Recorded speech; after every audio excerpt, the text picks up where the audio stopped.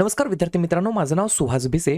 स्वागत आहे तुमचं सर्वांचं परतदा करंट अफेअर्स मराठी या आपल्या मायबोली भाषेतील एज्युकेशनल यूट्यूब चॅनलमध्ये.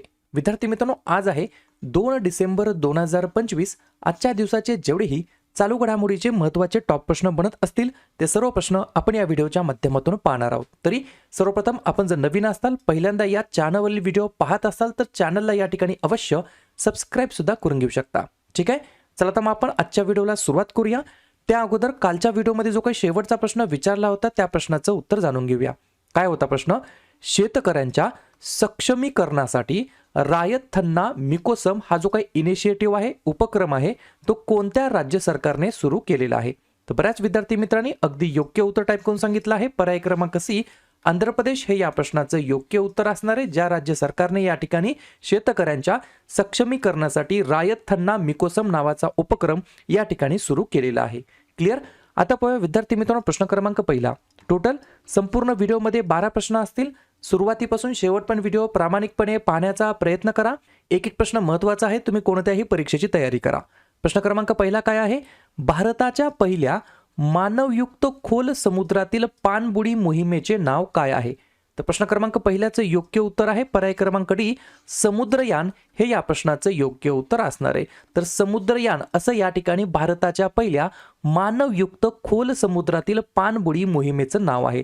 लक्षात घ्या, ही मोहीम हे जे काही या ठिकाणी अत्यंत महत्त्वाची ही मोहीम आहे, याच्यावरती परीक्षेमध्ये प्रश्न विचारला जाणार म्हणजे जाणार. याच्याबद्दल काही 2-3 पॉईंट्स आहेत, ते लिहून घ्या. समुद्रयान हे भारताचे पहिले मानवयुक्त खोल समुद्रातील पाणबुडी अभियान आहे, जे 6000 मीटर खोलीपर्यंत पोहोचलेलं आहे. समुद्रयान मोहिमेचे उद्दिष्ट खोल समुद्रातील शोध आणि संसाधनांचे मूल्यांकन करण्यासाठी 6000 मीटर खोलीपर्यंत 3 मानवांना वाहून नेण्यास सक्षम असलेली पाणबुडी विकसित करणे हे याच्या मागचं उद्दिष्ट आहे. आणि तिसरा पॉईंट, समुद्रयान मोहीम ही पृथ्वी विज्ञान मंत्रालयाच्या अंतर्गत येणाऱ्या राष्ट्रीय महासागर तंत्रज्ञान संस्थेने विकसित केलेला आहे. या सगळ्या गोष्टी तुम्हाला लक्षात ठेवायच्या आहेत. ठीक आहे, या ठिकाणी जसं की मी तुम्हाला काल सांगितलं होतं की आपल्या महाराष्ट्रातील जी काही पोलीस भरती आहे त्याच्यासाठी मी तुम्हाला एक टेस्ट सिरीज या ठिकाणी घेऊन येणार आहे. ही जी काही टेस्ट सिरीज आहे ती आज या ठिकाणी लॉन्च झालेली आहे. ॲडमिशन फक्त 2 डिसेंबर पासून 6 डिसेंबर पर्यंतच घेऊ शकणार आहात. टेस्ट सिरीज मध्ये फक्त 650 विद्यार्थी ॲडमिशन घेऊ शकतील. या ठिकाणी या ज्या काही लिमिटेड सीट्स आहेत या नंतर वाढणार नाहीत. या ठिकाणी तुम्हाला ही जी काही भरती आहे याच्यापेक्षा मोठी भरती मला वाटत नाही की येणाऱ्या 2-4 वर्षामध्ये आता निघेल, बरोबर? त्याच्यामुळे याचा तुम्ही जास्तीत जास्त फायदा घ्यायचा आहे. आणि तुम्हाला माझी शिकवण्याची एक पद्धत चांगली माहित आहे. 10-10, 20-20 गोष्टी आपण करत नाहीत, परंतु एकच गोष्ट आपण 10-10, 20-20 वेळेस करतो. माझं वाक्य सर्वांना लक्षात असेल. तुम्ही अभ्यास किती करता हे खरंच बिलकुल महत्त्वाचं नाहीये, परंतु केलेल्या अभ्यासावरती परत परत परत परत तुम्ही किती वेळा रिव्हिजन मारता हे महत्त्वाचं ठरणार आहे. ही फक्त एक टेस्ट सिरीज नसून हा एक तुम्हाला कोर्स म्हणून घ्यायचा आहे, तुमची जोपर्यंत पोलीस भरती होत नाही तोपर्यंत, बरोबर? तोपर्यंत तुम्हाला प्रत्येक रविवारी एक चालू घडामोडीची परीक्षा मिळेल ॲप्लिकेशनमध्ये. प्रत्येक रविवारी एका स्पेशल टॉपिक वरती तुम्हाला परीक्षा मिळेल. प्रत्येक महिना संपला की तुम्हाला त्या महिन्यातील एका विशिष्ट चालू घडामोडीच्या प्रश्नांवरती टेस्ट तुम्हाला मिळणार आहे. जेव्हा तुमची पोलीस भरतीची जे काही तारखा आहेत त्या डिक्लेअर होतील तेव्हा तुम्हाला 100-100 मार्क्सच्या 2 टेस्ट तुम्हाला प्रोव्हाइड केल्या जाणार आहेत. आणि त्याच वेळेस तुम्हाला एक 5 फुल या ठिकाणी 100-100 मार्क्सचे पोलीस भरतीचे या ठिकाणी क्वेश्चन पेपर प्रोव्हाइड केले जाणार आहेत. मला वाटत नाही एवढ्या सगळ्या गोष्टी केल्यानंतर तुम्हाला चालू घडामोडीच्या प्रश्नांमध्ये काही प्रॉब्लेम येईल. नक्कीच याच प्रश्नांतील याच टेस्टमधील तुम्हाला बरेच प्रश्न तुम्हाला पेपर्समध्ये बघायला मिळणार आहेत. या सर्व जी काही टेस्ट सिरीज आहे याची किंमत फक्त 99 रुपये आहे. परंतु तुम्हाला लक्षात काय ठेवायचं आहे, याच्यामध्ये फक्त 650 विद्यार्थीच ॲडमिशन घेऊ शकतील. आणि ॲडमिशन घ्यायला या ठिकाणी सुरुवात झालेली आहे 2 डिसेंबर पासून 6 डिसेंबर पर्यंत. 6 डिसेंबरच्या नंतर घेता येईल का? घेता येईल, परंतु त्याची किंमत नंतर 200 रुपये होईल. आता फक्त 99 रुपये किंमत आहे. 99 रुपयामध्ये तुम्ही या ठिकाणी टेस्ट सिरीज अवेलेबल करून घेऊ शकता. तुम्हाला काय करायचं आहे, या ठिकाणी करंट अफेअर्स मराठी नावाचं ॲप्लिकेशन आहे, ते ॲप्लिकेशन डाउनलोड करायचं आहे. त्याच्यामध्ये कोर्समध्ये तुम्हाला हा कोर्स दिसेल, पोलीस भरती 2025-26. याला क्लिक करून तुम्हाला या ठिकाणी बाय करायचं आहे किंवा ॲप्लिकेशन ॲप्लिकेशनची लिंक या व्हिडिओच्या डिस्क्रिप्शन बॉक्समध्ये देऊन ठेवतो, त्याला क्लिक करायचं आहे आणि डायरेक्ट तुम्ही कोर्स या ठिकाणी परचेस करू शकता. पाहूया पुढचा प्रश्न. प्रश्न क्रमांक 2. अलीकडेच अयोध्या राम मंदिरामध्ये भगवा ध्वज नरेंद्र मोदींच्या द्वारे फडकवलेला आहे. यामध्ये खालीलपैकी कोणकोणत्या गोष्टी आहेत?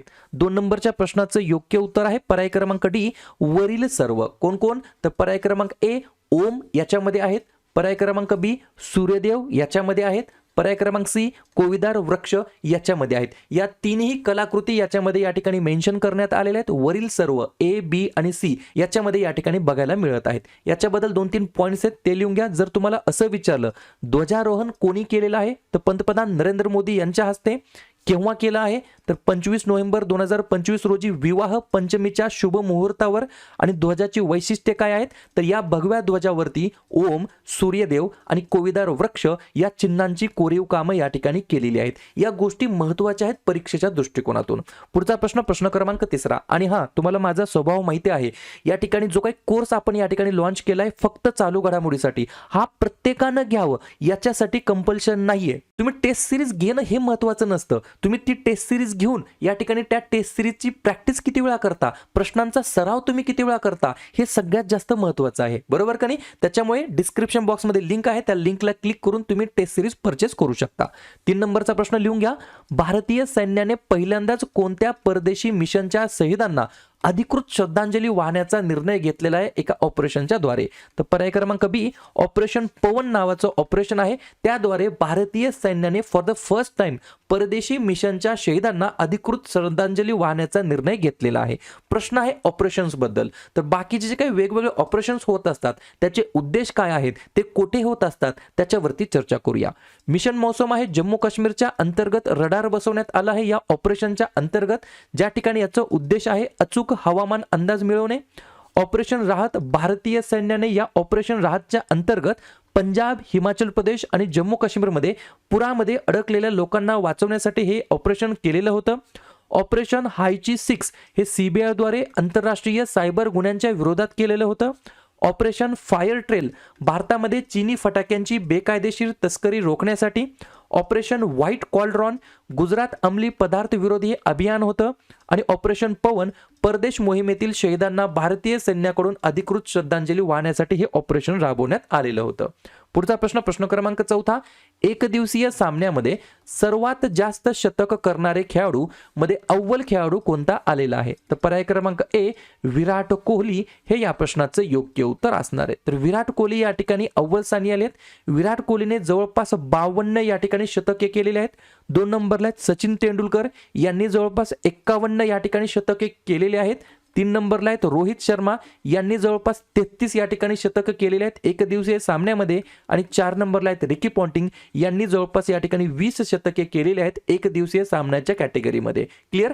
तर 1 नंबरला आहेत विराट कोहली यांनी या ठिकाणी एक दिवसीय सामन्यामध्ये अव्वल या ठिकाणी जे काही स्थान आहे ते मिळवलेले आहे. 52 शतके या ठिकाणी केलेले आहेत त्यांनी एक दिवसीय सामना या कॅटेगरीमध्ये.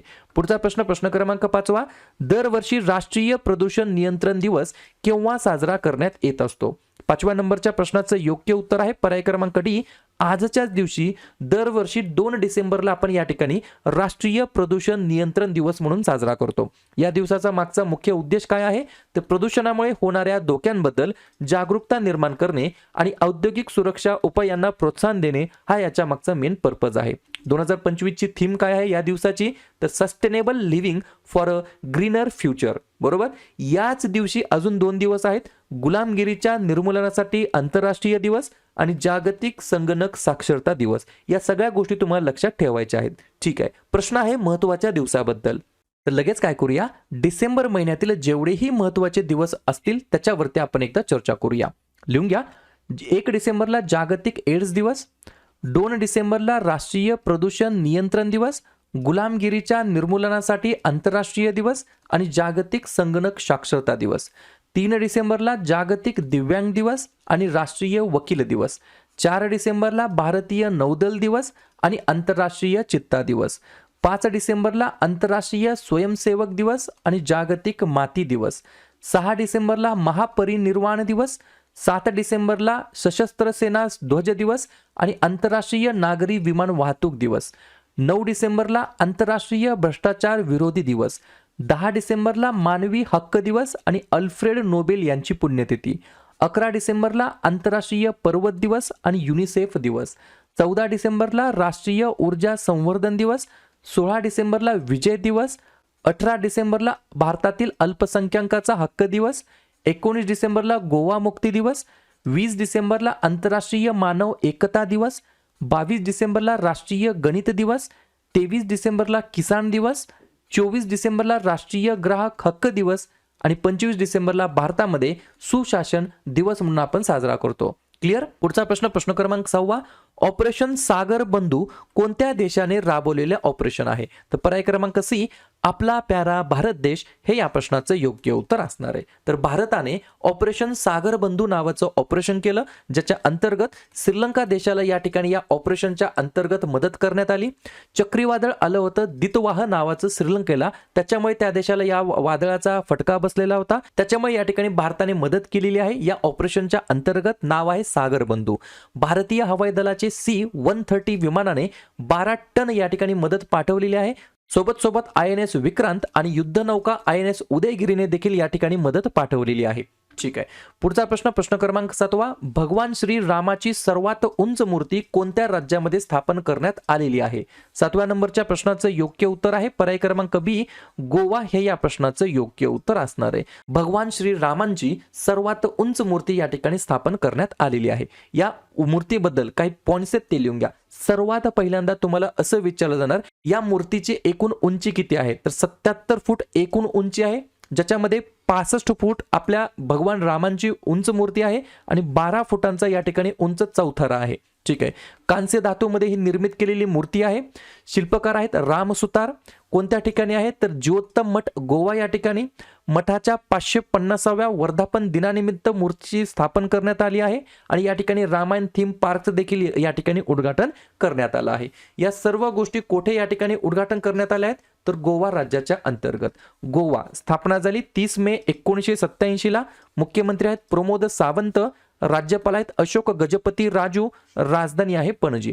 2 महत्वाचे राष्ट्रीय उद्यान मोलेम आणि भगवान महावीर आणि 2 महत्वाचे धरण अमठाणे आणि सला उलीम. पुढचा प्रश्न, प्रश्न क्रमांक 8. शहर पक्षांची निवड करणारे कोणते शहर राज्यातील पहिलं शहर या ठिकाणी ठरलेलं आहे? तर पर्याय क्रमांक ए, अमरावती हे या प्रश्नाचं योग्य उत्तर असणार आहे. आणि त्या पक्षाचं नाव काय आहे? तांबट. हा एक अमरावतीचा शहर पक्षी म्हणून याची या ठिकाणी निवड केलेली आहे. तांबटला इंग्रजीमध्ये म्हणता येईल कॉपरस्मिथ बार्बेट असं या ठिकाणी याचं नाव आहे. हे देखील तुम्हाला लक्षात ठेवायचं आहे. तर शहर पक्षाची निवड करणारे अमरावती शहर हे या राज्यातील पहिलं शहर या ठिकाणी ठरलेलं आहे. पुढचा प्रश्न, कोणत्या देशाचे राष्ट्राध्यक्ष 4 आणि 5 डिसेंबर रोजी वार्षिक शिखर परिषदेसाठी आपल्या भारत दौऱ्यावरती येणार आहेत? 9व्या प्रश्नाचं योग्य उत्तर आहे पर्याय क्रमांक डी, रशियाचे राष्ट्राध्यक्ष. कोण आहेत? व्लादिमीर पुतिन हे या ठिकाणी 4 आणि 5 डिसेंबर रोजी वार्षिक शिखर परिषदेसाठी भारत दौऱ्यावरती येणार आहेत. रशियाबद्दल सांगायचं म्हटलं तर अध्यक्ष आहेत व्लादिमीर पुतिन. 2036 पर्यंत हेच या ठिकाणी प्रेसिडेंट म्हणून कामकाज पाहणार आहेत. राजधानी आहे मॉस्को. तर चलन वापरलं जातं रशियन रुबल. पुढचा प्रश्न, प्रश्न क्रमांक 10. इंडिया इंटरनॅशनल ट्रेड फेअर 2025 मध्ये कोणत्या संस्थेला पब्लिक आउटरीच आणि कम्युनिकेशनसाठी सुवर्ण पारितोषिक मिळालेले आहे? 10व्या नंबरच्या प्रश्नाचं योग्य उत्तर आहे पर्याय क्रमांक सी, केंद्रीय अप्रत्यक्ष कर आणि सीमाशुल्क मंडळाद्वारे या ठिकाणी इंडिया इंटरनॅशनल ट्रेड फेअर 2025 मध्ये या संस्थेला पब्लिक आउटरीच आणि कम्युनिकेशनसाठी सुवर्ण पारितोषिक मिळालेलं आहे. पॉइंट लिहून घ्या. जीएसटी आणि कस्टम्स पॅव्हिलियनद्वारे त्यांच्या नाविन्यपूर्ण समावेशक आणि लोक अनुकूल संवादाची दखल या पुरस्काराने घेतलेली आहे. क्लिअर. पुढचा प्रश्न, प्रश्न क्रमांक 11. राष्ट्रीय मार्गदर्शन अभियान हा कोणत्या मंत्रालयाचा प्रमुख उपक्रम आहे? 11व्या नंबरच्या प्रश्नाचं योग्य उत्तर आहे पर्याय क्रमांक बी, शिक्षण मंत्रालय हे या प्रश्नाचं योग्य उत्तर असणार आहे. एक पॉइंट लिहून घ्या. NMM म्हणजे काय? National mission for mentoring. या ठिकाणी याचा उद्देश काय आहे किंवा याच्या अंतर्गत काय होणार आहे? तर हे कौशल्य सामायिक करण्यासाठी आणि अध्यापनाची गुणवत्ता सुधारण्यासाठी मार्गदर्शकांना शिक्षकांसाठी जोडते. या उद्देशाने या ठिकाणी राष्ट्रीय मार्गदर्शन अभियान नावाचा या ठिकाणी प्रमुख उपक्रम या ठिकाणी सुरू केला आहे शिक्षण मंत्रालयाच्या अंतर्गत. शेवटचा प्रश्न, डॉ. डॉक्टर बाबासाहेब आंबेडकर यांचा पुतळा कोणत्या संस्थेच्या मुख्यालयामध्ये नुकताच बसवण्यात आलेला आहे? 12व्या नंबरच्या प्रश्नाचं योग्य उत्तर आहे पर्याय क्रमांक ए, युनेस्को हे या प्रश्नाचं योग्य उत्तर असणार आहे. तर डॉक्टर बाबासाहेब आंबेडकर यांचा जो काही पुतळा आहे, स्टॅच्यू आहे, तो युनेस्कोच्या या ठिकाणी मुख्यालयामध्ये बसवण्यात आलेला आहे. पर्टिक्युलरली युनेस्को मुख्यालय कुठे आहे? तर पॅरिस, फ्रान्स या ठिकाणी. हे अनावरण भारताच्या संविधानाच्या 75व्या वर्धापन दिनानिमित्त करण्यात आलेलं आहे. पुतळा आहे कांस्याचा, ब्रॉन्झचा या ठिकाणी या धातूपासून बनवण्यात आलेला आहे. पुतळ्याची उंची आहे 3 फूट. पुतळ्याचे शिल्पकार आहेत नरेश कुमावत आणि महाराष्ट्र सरकारने युनेस्कोला या ठिकाणी भेट म्हणून या ठिकाणी देण्यात आलेला आहे हा स्टॅच्यू. क्लिअर? तर अशा प्रकारे विद्यार्थी मित्रांनो हे होतात 12 प्रश्न. उपक्रम कंटेंट हा जो काय प्रयत्न आपण सुरू केलाय मराठी भाषेमध्ये कसा वाटतो अवश्य कमेंट करत चला. आणि तुमच्यासाठीचा आजचा खास प्रश्न, डेव्हिस कप जो की टेनिस मधील असतो 2025चं विजेतेपद कोणी जिंकलेलं आहे? इटली, स्पेन, फ्रान्स की जर्मनी? तर ज्या पण विद्यार्थ्यांनी या प्रश्नाचं योग्य उत्तर येत असेल त्या प्रश्नाचं उत्तर तुम्ही कमेंट बॉक्समध्ये देण्याचा प्रयत्न करा. प्रश्नाचं उत्तर चुकू द्या, बरोबर येऊ द्या, काहीच हरकत नाही. ट्राय करणं, प्रयत्न करणं सर्वात जास्त महत्त्वाचं आहे. आणि दुसऱ्या दिवशी येऊन आपण दिलेल्या प्रश्नाचं उत्तर हे बरोबर आले की चुकलं हे दुसऱ्या दिवशी येऊन नेहमी चेक करणं, अभ्यासामध्ये कन्सिस्टन्सी मेंटेन ठेवणं हे सगळ्यात जास्त महत्त्वाचं ठरणार आहे.